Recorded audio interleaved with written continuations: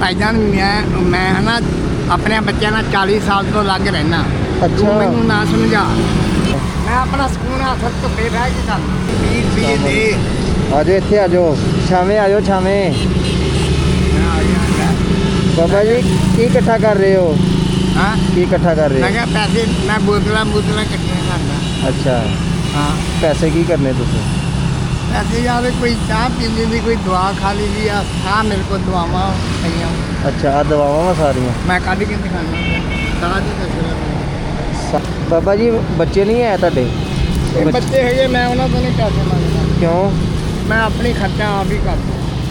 बाबा जी ਬੱਚਿਆਂ ਨੂੰ ਚਾਹੀਦਾ ਤੁਹਾਡਾ ਆਸਰਾ ਬਣਨ। भाईजान मैं है ना अपने बच्चों ਨਾਲ 40 साल तो लग रहना। तू अच्छा। मैनू ना समझा, नहीं मैं मेरी नहीं बनती उन्होंने, मैं आप मेरा दिमाग खराब आ। छापर के अंदर तू मैनू ना सीधे राह पा, मैनू पुठे राह रहन दे। मैं अपना दुखी हाँ, मैं नहीं 40 साल का मैं घरों नहीं बच्चों को बुलाऊंगा। मैं की मैं 40 साल का घरों बाहर हाँ। अच्छा अच्छा मैं ठीक हाँ।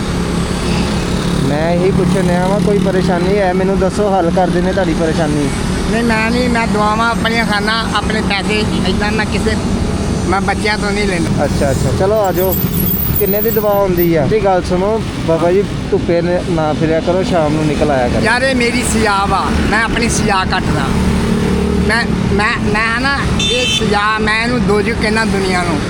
मैं आ दोजक वा बहुत बड़ी, ਇਹਨੂੰ मैं जन्नत भी कहना। ਜਿਹੜਾ ਬੰਦਾ ਸਕੂਨ ਦੇ ਵਿੱਚ ਬੈਠਾ ਉਹ ਜੰਨਤ 'ਚ ਦਾਖਲ ਹੈ। ਹਾਂਜੀ ਹਾਂਜੀ ਜਿਹੜਾ ਪਰੇਸ਼ਾਨ ਉਹ ਦੋਜਕ 'ਚ ਦਾਖਲ ਹੈ। ਹਾਂਜੀ। ਮੇਰੀਆਂ ਗੱਲਾਂ ਭਰ ਲਾ।